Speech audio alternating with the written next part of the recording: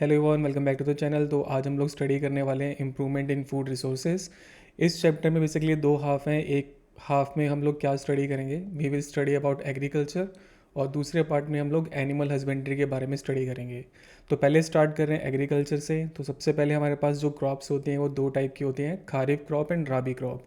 Kharif crop जो होती हैं वो जून से अक्टूबर के बीच में ग्रो करी जाती हैं और इनको ज़्यादा सनलाइट की ज़रूरत होती है, तो मतलब इनका जो लॉन्गर फोटो पीरियड होता है, एग्जाम्पल है मेज़, कॉटन या सोयाबीन। जो राबी क्रॉप्स होती हैं वो नवंबर से अप्रैल के बीच में ग्रो की जाती हैं। इनको बहुत कम फोटो पीरियड चाहिए होता है, सनलाइट में इनको कम टाइम तक रहना होता है, और एग्जाम्पल है इसका वीट, पी और मस्टर्ड। ठीक है, तो दो टाइप की क्रॉप हैं, kharif crop and rabi crop. फिर उसके बाद हमारे पास जो क्रॉप की प्रोडक्शन है उसको हम लोग इम्प्रूव कैसे कर सकते हैं, तो इसके टोटल तीन हमारे पास मेथड होते हैं। सबसे पहले तुम सीड की क्वालिटी इम्प्रूव कर सकते हैं, न्यूट्रेंट किस तरीके से यूटिलाइज होने वाले हैं, किस टाइप की क्रॉपिंग प्रैक्टिस हम लोग करने वाले हैं उसके थ्रू कर सकते हैं, और एक बार हमारी क्रॉप जब ग्रो हो गई है तो उसकी प्रोटेक्शन हम लोग किस तरीके से कर सकते हैं। तो इन तीन मेथड से हम लोग क्या कर सकते हैं, क्रॉप प्रोडक्शन को इंक्रीज कर सकते हैं। तो सबसे पहला टॉपिक हमारे पास आता है कि सीड क्वालिटी को कैसे इंप्रूव किया जाए। तो सीड क्वालिटी इंप्रूव करने के लिए दो टेक्निक हमारे पास होती हैं, एक हाइब्रिडाइजेशन है, दूसरी जेनेटिक इंजीनियरिंग है। हाइब्रिडाइजेशन में क्या होता है कि जैसे हमारे पास एक प्लांट है और हमारे पास दूसरा प्लांट है, तो इन दोनों प्लांट को क्रॉस कर देंगे तो हमें एक नया प्लांट मिलेगा। उस नए प्लांट में इन दोनों की प्रॉपर्टीज़ क्या होंगी, प्रेजेंट होंगी, तो उसको हम लोग हाइब्रिडाइजेशन कहते हैं। तो हाइब्रिडाइजेशन का मतलब है क्रॉसिंग ऑफ टू वैराइटीज और species of plant to get a new plant of desired character, ताकि जो आपको नया प्लांट मिले उसके पास नई प्रॉपर्टीज़ आ जाएं। तो उसके लिए हम लोग क्रॉस कर रहे हैं दो वेराइटीज़ को या दो अलग अलग स्पीसीज़ को।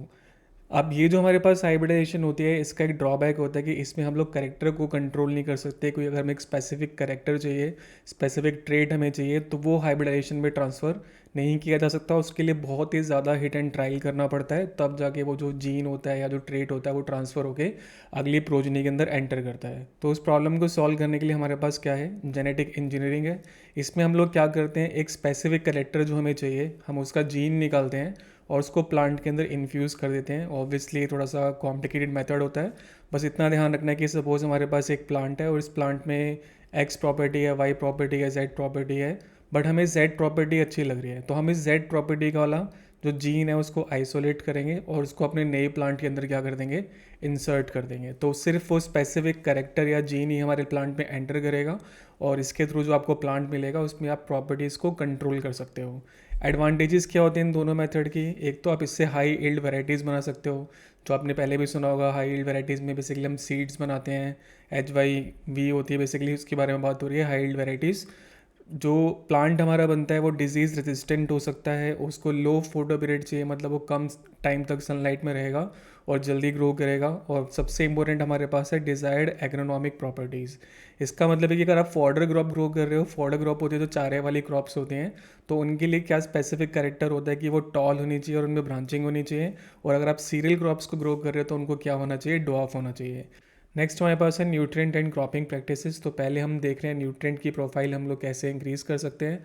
इसके लिए हमारे पास दो सब्सटेंसेस हैं, एक मैन्योर है, एक फर्टिलाइज़र है। पहले तो मैन्योर क्या होता है, मैन्योर बनाते हैं हम लोग बायोमास से, उसको डिग्रेड करते हैं। बायोमास को, जो भी बायोडिग्रेडेबल वेस्ट होते हैं, उससे हम लोग क्या क्रिएट कर सकते हैं, मैन्योर। और फर्टिलाइज़र जो होते हैं वो केमिकल से प्रिपेयर होते हैं और ये फैक्ट्रीज़ में प्रिपेयर होते हैं। अगर हम मैन्योर को देखें तो ये ईजी टू यूज़ नहीं होती है, बहुत ज़्यादा वॉल्यूमिनस होती है, बल्कि होती है, स्मेली होती है। बट जो फर्टिलाइज़र है वो ईजी टू यूज़ होता है, ट्रांसपोर्ट भी आसानी से हो जाता है, कॉम्पैक्ट होता है और कॉन्सेंट्रेट होता है। मैन्योर का सबसे बड़ा एडवांटेज क्या है कि मैन्योर ह्यूमस देती है हमारे सॉइल को। ह्यूमस जो है वो अपर मोस्ट फर्टाइल लेयर होती है सॉइल की, और ह्यूमस कौन रिप्लेनिश कर सकता है, मैन्योर रिप्लेनिश कर सकती है। बट जो फर्टिलाइज़र होते हैं वो किसी भी टाइप की ह्यूमस को प्रोवाइड नहीं कराते। अब मैन्योर में क्या प्रॉब्लम है कि मैन्योर में ब्लेंड होता है न्यूट्रिएंट का, मतलब न्यूट्रिएंट सपोज एक्स है, वाई है, जेड है, तो ये सारे प्रेजेंट होंगे बट अलग अलग परसेंटेज में प्रेजेंट होंगे, सबकी परसेंटेज जैसे ज़्यादा कम हो सकती है। तो अगर आपको कोई स्पेसिफिक न्यूट्रिएंट चाहिए तो मैन्योर के थ्रू आप उसको रिप्लेनिश नहीं कर सकते, क्योंकि मैन्योर के अंदर एक ब्लेंड आता है न्यूट्रिएंट्स का। और अगर हम लोग एक स्पेसिफिक न्यूट्रिएंट को ही क्या करना चाहते हैं, रिप्लेनिश करना चाहते हैं, तो हम लोग फर्टिलाइज़र को यूज़ करते हैं, क्योंकि फर्टिलाइज़र वो स्पेसिफिक न्यूट्रिएंट कैरी कर रहा होता है। जनरली हमारे सॉइल के अंदर नाइट्रोजन, फॉस्फोरस, पोटेशियम, इन सब की ज़्यादा डेफिशिएंसी होती है, तो NP के नाम से ही हमारे फर्टिलाइज़र होते हैं, वो सेल होते हैं मार्केट में, और वो पर्टिकुलर जो हमारे पास न्यूट्रिएंट है उसको सॉइल में रिप्लेनिश कर देते हैं। मैन्योर को आप फील्ड में आप डालोगे तो उसको सॉइल में एब्जॉर्ब होने में बहुत टाइम लगता है, बट फर्टिलाइजर जो होता है बहुत फास्टली एब्जॉर्ब हो जाता है। लॉन्ग रन में देखें तो मैन्योर हमारे पास एडवांटेजेस होती है क्योंकि वो ह्यूमस प्रोवाइड करती है, सॉइल की फर्टिलिटी मेंटेन करके रखती है। अगर आप फर्टिलाइजर को लॉन्ग रन में यूज़ कर रहे हो तो ये बहुत ज़्यादा डेंजरस होते हैं, फूड चेन में एंटर होकर डिफरेंट टाइप की डिजीज़ क्रिएट कर देते हैं, और इसके अलावा जो सॉइल है उसको अनफर्टाइल कर देते हैं।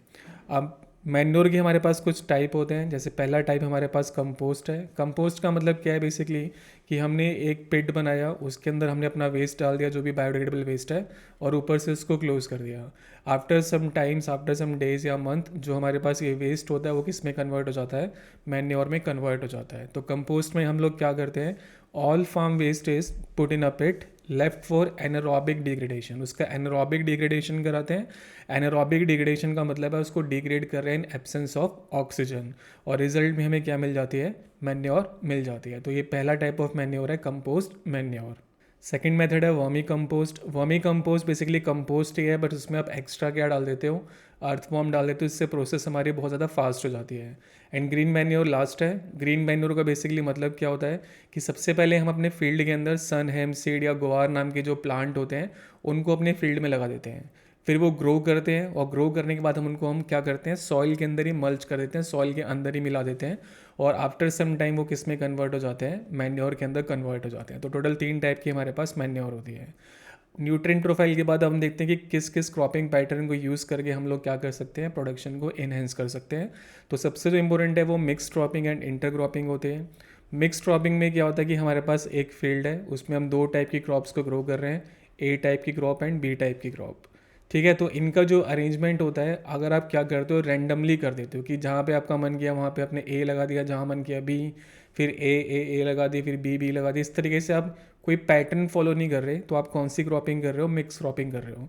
बट अगर आप एक पर्टिकुलर रो में ए लगा रहे हो, उसके बाद आप बी लगा रहे हो, फिर से आप ए लगा रहे हो, उसके बाद आप बी लगा रहे हो, अगर आप एक पैटर्न फॉलो कर रहे हो तो आप क्या कर रहे हो, इंटर क्रॉपिंग कर रहे हो। ठीक है, तो इंटर क्रॉपिंग में हमारे पास क्या होता है, जो सोइंग अरेंजमेंट होता है सीड का वो रैंडम होता है, और इंटर क्रॉपिंग में पर्टिकुलर या डेफिनेट रोज एंड कॉलम होती हैं। अब इसके बाद क्या होता है कि जो मिक्स क्रॉपिंग होती है वो क्रॉप फेलियर से बचने के लिए होते हैं। ये किसको प्रैक्टिस करवाती है, minimize the risk of crop failure. अगर हमारी एक क्रॉप डैमेज हो जाती है तो दूसरी क्रॉप से हम लोग क्या कर सकते हैं, अपनी लॉसेस को कवर कर सकते हैं। और इंटर क्रॉपिंग जो होती है उसका जो मेन काम होता है वो ईल्ड बढ़ाने का होता है। मिक्स क्रॉपिंग में आपको दोनों के क्रॉप्स को इक्वल केयर देनी होती है, बट इंटर क्रॉपिंग में जो हमारी मेन क्रॉप है जो ज़्यादा कॉस्टली होती है उसको हम लोग क्या करते हैं, ज़्यादा केयर देते हैं। मिक्स क्रॉपिंग में पेस्ट कंट्रोल करना बहुत डिफिकल्ट होता है, इंटर क्रॉपिंग में पेस्ट कंट्रोल करना काफ़ी ईजी होता है। फिर हमारे पास एग्जाम्पल है, वीट एंड मस्टर्ड आप मिक्स क्रॉपिंग में यूज़ करते हो, इंटर क्रॉपिंग में सोयाबीन और मेज़ यूज़ करते हैं। ठीक है, और लास्ट हमारे पास है क्रॉप रोटेशन। क्रॉप रोटेशन क्या है कि हमारे पास एक फील्ड है, उस फील्ड में मैंने जो फर्स्ट सीज़न था हमारे पास, उस पहले सीज़न में हम लोगों ने कोई क्रॉप ग्रो कर दी, और उस क्रॉप ने सपोज़ मैक्रो न्यूट्रेंट को कंज्यूम कर लिया। ठीक है, जब सीज़न हमारा कंप्लीट हो जाएगा तो 2 या ढाई महीने तक हम फील्ड को खाली छोड़ देते हैं। उसके बाद जो हमारे पास सेकंड सीज़न आता है, season means rabi and kharif crop के बारे में बात हो रही है, तो सेकंड सीज़न हमारे पास आता है, उसमें हम ऐसी क्रॉप लगाते हैं जो किसकी डिमांड करती है, माइक्रो न्यूट्रिएंट की डिमांड करती है। क्योंकि सॉइल में 2 टाइप के न्यूट्रिएंट हमारे पास प्रेजेंट थे, एक मैक्रो था और दूसरा हमारे पास माइक्रो था। तो पहले सीज़न में हमने मैक्रो वाली क्रॉप को लगा दिया, दूसरे सीज़न में हमने माइक्रो वाली क्रॉप को लगा दिया, या वैसा वर्सा। तो अगर आप क्रॉप को ग्रो कर रहे हो प्री प्लांट सक्सेशन में तो उसको क्रॉप रोटेशन कहते हैं। क्रॉप रोटेशन से जो सॉइल की फर्टिलिटी होती है वो रिप्लेनिश होती है, क्योंकि फर्स्ट सीज़न में जो न्यूट्रिएंट आपके गायब हुए हैं सेकंड सीज़न में वो फिर से क्या हो जाएंगे, रिटर्न हो जाएंगे, और सेकंड सीज़न में जो न्यूट्रिएंट आपके गायब हुए हैं वो फर्स्ट सीज़न में क्या होंगे, रिप्लेनिश हो जाएंगे। इसके अलावा जो क्रॉप रोटेशन होती है वो पेस्ट कंट्रोल करती है और डिजीज़ बिल्डअप होने से भी बचाती है। तो क्रॉप रोटेशन के भी अपने एडवांटेजेस होते हैं। अब क्रॉप हमारी स्टैंड आउट हो गई, ठीक है, इरिगेशन के बारे में तो बात नहीं करनी है, बहुत सिंपल सी चीज़ है इरिगेशन। अब हम क्रॉप की प्रोटेक्शन किस किस तरीके से कर सकते हैं, बट प्रोटेक्शन किसके अगेंस्ट कर रहे हैं। सबसे पहले हमारे पास होते हैं वीड। अगर आपके पास कोई मेन क्रॉप आपने लगा रखी है, सपोज आपने वीट लगा रखी है, तो वीट के साथ क्या होते हैं, अलग अलग टाइप के मतलब जो वाइल्ड प्लांट होते हैं वो ग्रो कर जाते हैं, और वो वाइल्ड प्लांट जो होते हैं वो compete करते हैं न्यूट्रिशन के लिए मेन क्रॉप के साथ। मतलब मेन क्रॉप को सपोज नाइट्रोजन चाहिए, तो मेन क्रॉप नाइट्रोजन को कंज्यूम करना चाहती है, तो हमारी जो वीट है वो नाइट्रोजन कंज्यूम कर रही है, बट उसके साथ जो हमारी अनवांटेड प्लांट की कहानी है, मतलब जो वीड है वो भी नाइट्रोजन कंज्यूम कर रहे हैं। तो न्यूट्रिएंट के लिए कंपटीशन क्रिएट हो जाता है, जिससे जो हमारी मेन क्रॉप है इसकी ग्रोथ क्या होती है, अफेक्ट हो जाती है। तो सबसे पहले आपको वीड्स को रिमूव करना पड़ेगा। वीड्स क्या होते हैं? अनवांटेड प्लांट होते हैं जो compete करते हैं क्रॉप के साथ न्यूट्रिशन के लिए, और उस वजह से उनकी ग्रोथ को वो क्या कर देते हैं, अफेक्ट कर देते हैं। एग्जाम्पल के लिए हमारे पास हो गया ज़ैंथियम। इनको हटाने के लिए हम क्या कर सकते हैं? या तो आप वीड्स मतलब वीडीसाइड यूज़ कर लो, केमिकल होता है जो वीड्स को किल कर देता है, या आप उनको मैनुअली अपरूट करके निकाल दो और उसको थ्रो कर दो या अपनी सॉइल के अंदर डाल दो, ताकि न्यूट्रिएंट आपके आ जाएं वापस। जैसे जिसकी चॉइस होती है उसके अकॉर्डिंग वो काम कर लेते हैं। तो वीड्स हटाना काफ़ी इंपॉर्टेंट है, और वीड्स हमारे पास अनवांटेड प्लांट है। नेक्स्ट हमारे पास है कि जो हमारे पास प्लांट होते हैं उसको बहुत टाइप के जो इंसेक्ट होते हैं वो हार्म करते हैं। कैसे? जो इंसेक्ट होता है वो लीफ को क्या कर लेता है, च्यू कर लेता है। जैसे कैटरपिलर जो होता है वो लीफ को खा जाता है, या जो फ्रूट होते हैं उसके अंदर वो एंटर हो जाता है। सेल का जो सैप होता है, लिक्विड होता है, उसको सकअप कर लेते हैं, जैसे लोकस्ट एंड कैटरपिलर। तो इनको हटाने के लिए हम लोग किसको यूज़ करते हैं? इंसेक्टिसाइड का यूज़ करते हैं। ये वो केमिकल है जो फील्ड में डालने पर जो हमारे फील्ड में इंसेक्ट्स होते हैं वो किल आउट हो जाते हैं। इसके अलावा हमारे क्रॉप को पैथोजन का अटैक भी फेस करना पड़ता है, जैसे बैक्टीरिया या फंगस का कोई इन्फेक्शन हो गया जो प्लांट को डैमेज कर सकता है। तो उनको हटाने के लिए हम स्पेसिफिक टाइप के जो केमिकल्स हैं उनको यूज़ करके अपनी क्रॉप का प्रोटेक्शन करते हैं। अब क्रॉप प्रोटेक्शन के बाद क्रॉप हमारी ग्रो हो गई, तो उसकी अब करनी है आपको स्टोरेज। तो स्टोरेज करने के लिए ध्यान रखना है कि जो हमारे स्टोर्ड ग्रेन होते हैं वो कौन डैमेज कर सकता है? बायोटिक और एबायोटिक फैक्टर। बायोटिक फैक्टर में हमारे पास इंसेक्ट हैं, बर्ड्स हैं, जो भी लिविंग बींग्स होते हैं। और एबायोटिक फैक्टर में आपके पास रेनफॉल हो गया, या आपके पास मॉइस्चर हो गया, या इसके अलावा बस टेम्परेचर हो गया। ये सब हमारे एबायोटिक फैक्टर में आते हैं। तो क्रॉप को डैमेज करने के लिए बायोटिक फैक्टर भी रिस्पॉन्सिबल हैं और एबायोटिक फैक्टर भी रिस्पॉन्सिबल हैं। तो आप क्या कर सकते हो कि जो भी हमारा वेयर हाउस है उसका इंफ्रास्ट्रक्चर आप एक्सेलेंट बना सकते हैं। उसमें किसी टाइप की ओपनिंग नहीं होनी चाहिए, या प्रॉपरली वेंटिलेटेड होना चाहिए जहाँ से एयर का in and out flow maintain रहे। वहाँ पे मतलब जो बर्ड है वो अपना नेस्ट ना बना सकें, या रोडेंट्स वगैरह वहाँ ना रहते हों। तो वो सब हमको देखना पड़ेगा। नेक्स्ट है कि अगर हमारे क्रॉप मतलब जो रूम है, जो वेयर हाउस है, उसमें इंसेक्ट्स बिल्डअप हो गए हैं, तो उनको हटाने के लिए हम फ्यूमिगेशन टेक्निक यूज़ करते हैं। इसमें क्या होता है कि ये किल करता है इंसेक्ट को bye releasing fumes of insecticide solution. तो इंसेक्टिसाइड के पीछे बारे में बात हो रही थी कि जो इंसेक्ट को किल करता है, उस इंसेक्टिसाइड का हम एक सॉल्यूशन बनाते हैं और उसको रिलीज़ कर देते हैं। और उस सॉल्यूशन से क्या होता है, जो फ्यूम्स होते हैं, उसके जो स्मोक बेसिकली क्रिएट हो रहा है, वो इंसेक्ट को किल कर देता है। और लास्ट तरीका क्या है कि आप नेचुरल इंसेक्ट रेपेलेंट भी यूज़ कर सकते हैं, जैसे नीम की लीफ हो गई, क्लोव हो गया, उनको भी यूज़ करके आप अपनी जो क्रॉप है स्टोर्ड उसको सेव करके रख सकते हो। तो ये हमारे पास ख़त्म हो गया है agriculture. Agriculture is finished. Next चलते हैं एनिमल हस्बेंड्री पर। एनिमल हस्बेंड्री में क्या है कि हम लोग साइंटिफिक मैनेजमेंट करते हैं लाइफ स्टॉक का, जिसमें उनकी रेयरिंग कराते हैं, ब्रीडिंग कराते हैं, फीडिंग कराते हैं और डिजीज़ कंट्रोल करते हैं। बेसिकली हम लोग जितने भी एनिमल्स हैं या जो बर्ड्स हैं उनको हम अपने फील्ड में ग्रो करवा रहे हैं, उनको प्रॉपर न्यूट्रिशन दे रहे हैं, और उनकी जो प्रोडक्ट है या उनकी जो बॉडी है उनको हम यूज़ कर रहे हैं किस चीज़ के लिए? एज अ मतलब फूड आइटम के लिए या मनी अर्न करने के लिए। तो सबसे पहले जो फार्मिंग है वो कैटल फार्मिंग होती है। कैटल फार्मिंग हम लोग क्यों करते हैं? ताकि हम मिल्क की प्रोडक्शन को इंक्रीज़ कर पाएँ, और मिल्क प्रोडक्ट को इंक्रीज़ करने के लिए जो हम एनिमल्स यूज़ करते हैं उनको मिल्क प्रोड्यूसर कहते हैं। और इसके अलावा हमारे पास क्या होते हैं? ड्रॉट लेबरर भी होते हैं जो क्या करते हैं? फील्ड में काम करते हैं। ठीक है, जैसे जो हमारे पास बैलगाड़ी टाइप होती है वो हमारे पास क्या होते हैं? ड्रॉट लेबरर की कैटेगरी में आते हैं वो। तो ऑक्स होता है ड्रॉट लेबरर, और काउ एंड बफलो हमारे पास क्या होती है? मिल्क प्रोड्यूसर या मिल्क प्रोड्यूसर होती है।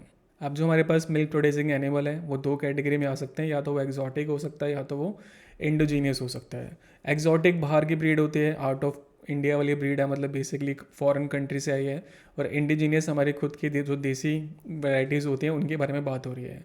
जो एक्जॉटिक ब्रीड होती हैं क्योंकि वो नए इन्वायरमेंट में रह रही हैं, वो पहले सपोज यूएस से उसको आप लेके आए हो, तो उसका जो इम्यून सिस्टम है, जो उसकी बॉडी है, वो यूएस के इन्वायरमेंट के अकॉर्डिंग मतलब खुद को अडेप्ट कर चुकी है। बट अगर उसको आप कहाँ लेके आओगे? इंडिया में लेके आओगे, तो इंडिया के अकॉर्डिंग वो अडेप्ट नहीं कर पाएगी। तो वो यहाँ होने वाली डिजीज़ उसको बहुत जल्दी क्या करेंगी? हिट करेंगी। तो वो डिज़ीज़ रेजिस्टेंट नहीं होती। बट जो स्पीसीज़ इंडिया में ही रहती है, इंडिया के इन्वायरमेंट में अडेप्टेड है, तो उसको डिजीज़ होने के चांसेस बहुत ज़्यादा लो होते हैं। एक्जॉटिक का फ़ायदा क्या है? इनका लैक्टेशन पीरियड बहुत ज़्यादा होता है। जो भी मिल्क प्रोड्यूसिंग पीरियड होता है काउ एंड बफलो का, उसका लैक्टेशन पीरियड कहते हैं। तो एक्जॉटिक जो होती है लंबे टाइम तक मिल्क प्रोड्यूस कर सकती है, बट जो इंडिजीनियस होती है वो काफ़ी शॉर्ट ड्यूरेशन के लिए क्या करती है? मिल्क प्रोड्यूस करती है। अगर हम मिल्क की क्वालिटी को देखें तो एक्जॉटिक की क्वालिटी काफ़ी हाई होती है और इंडिजीनियस की जो क्वालिटी है वो काफ़ी एवरेज होती है। एक्जॉटिक का एग्जाम्पल है brown Swiss and Jersey, and indigenous का एग्जॉटिक एग्जाम्पल है brown Swiss and Jersey, and indigenous का एग्जाम्पल है रेड सिंधी एंड साहिवाल। अब यहाँ पे हमें कुछ प्रैक्टिसेस करनी पड़ेंगी। सबसे पहले हमें डिजीज़ प्रिवेंशन करना पड़ेगा। जो हमारे बेसिकली लाइफ स्टॉक होता है, जिसके बारे में बात कर रहे हैं, मिल्क प्रोड्यूसिंग एनिमल, वो वेरियस टाइप की डिजीज़ से सफ़र कर सकते हैं। स्किन डिजीज़ उनको हो सकती हैं, पैरासाइट अटैक कर सकते हैं, या फिर कोई बैक्टीरियल इन्फेक्शन उनको हो सकता है, वायरल इन्फेक्शन उनको हो सकता है। तो हमें उनकी रोज़ प्रॉपर ब्रीदिंग करवानी पड़ती है, क्लीनिंग करनी पड़ती है, उनको एक अच्छी खासी डाइट देनी पड़ती है, और टाइम टू टाइम उनको वैक्सीन देनी पड़ती है ताकि उनको कोई डिजीज़ वगैरह हिट ना करें।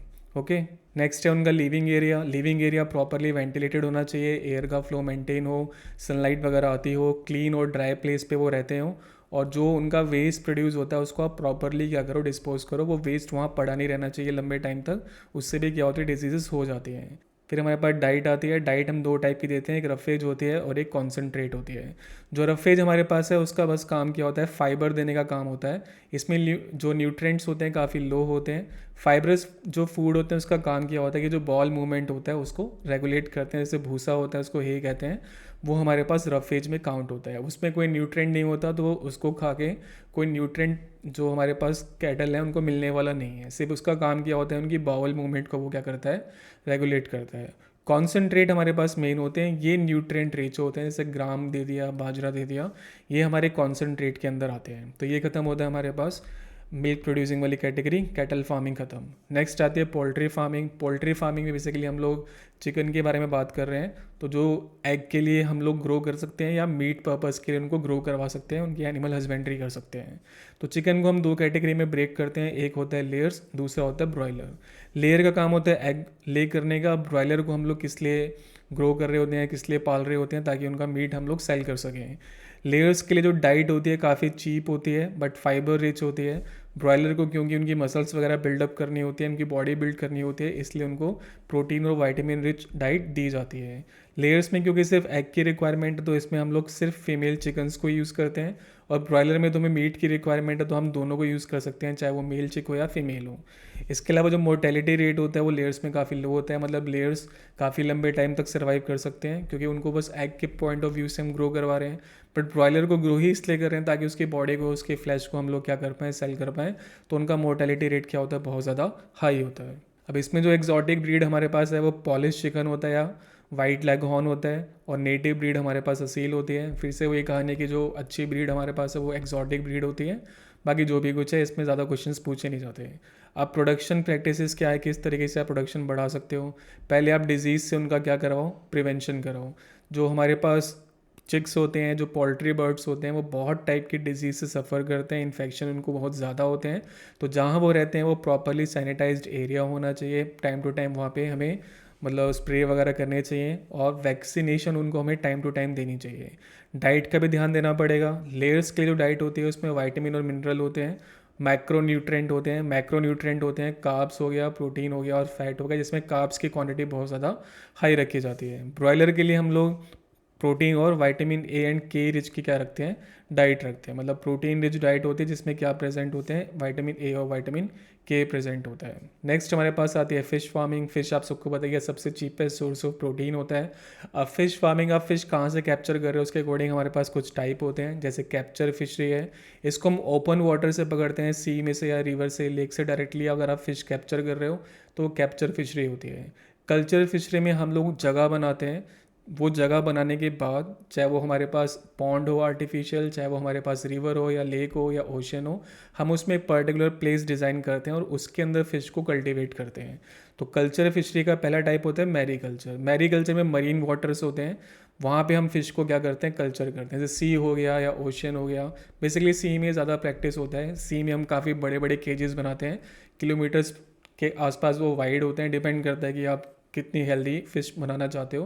बेसिकली इंक्लोजर हमारे पास होते हैं, उसको हम लोग सी में इमर्स कर देते हैं और इसके अंदर फ़िश को डाल देते हैं। तो फ़िश को लगता है कि वो अपने नेचुरल इन्वायरमेंट में ही सर्वाइव कर रहे हैं, क्योंकि एरिया काफ़ी बड़ा होता है, तो उसको लगता है नहीं कि वो इंक्लोज है या कैप्चर हो रखी है। जब वो प्रॉपरली ग्रो कर जाती है तो उसको हम लोग वहाँ से निकाल के फिर या तो ईट कर लेते हैं या सेल कर देते हैं। और इसमें हम लोग बेसिकली किसको कल्टीवेट करते हैं, शेलफिश को या ऑयस्टर को करते हैं। फिर आता है एक्वा कल्चर। एक्वा कल्चर में जो रिजर्वायर होते हैं, एस्चुरीज होती हैं, लेगून्स होते हैं, वहाँ से हम लोग क्या करते हैं, फ़िश को कैप्चर करते हैं। फिर कंपोजिट फिश फार्मिंग है जो सबसे इंपॉर्टेंट है।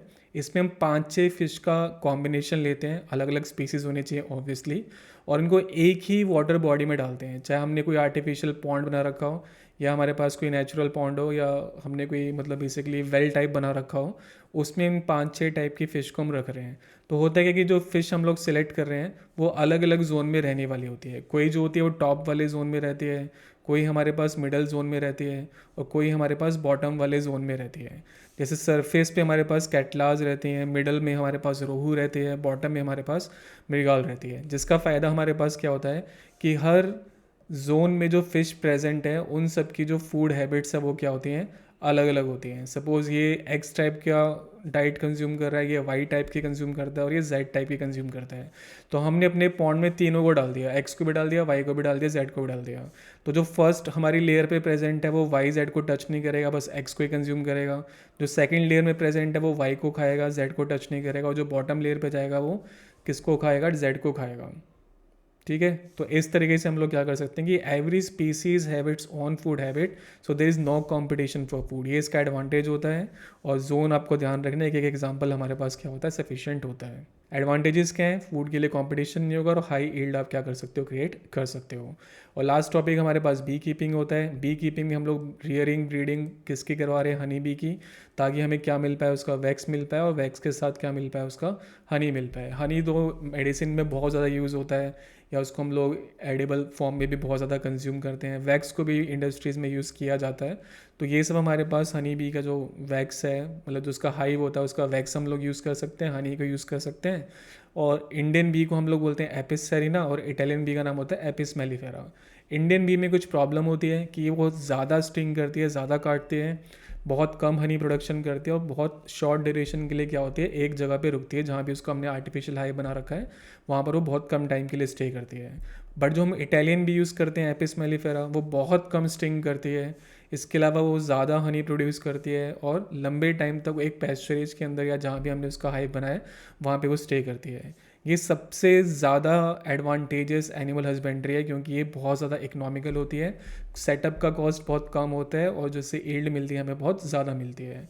अच्छा, बी कीपिंग को हम लोग एपीकल्चर के नाम से जानते हैं, और जो हमारे पास फ़िश कीपिंग होती है उसको हम लोग पीसी कल्चर के नाम से जानते हैं। ठीक है, तो ये था हमारा पूरा का पूरा चैप्टर होता है हमारा गाइस फिनिश। अगर आपको चैप्टर में कुछ भी समझ में ना आए हो तो कमेंट सेक्शन में बताइएगा, I will solve your doubt. Bye bye guys.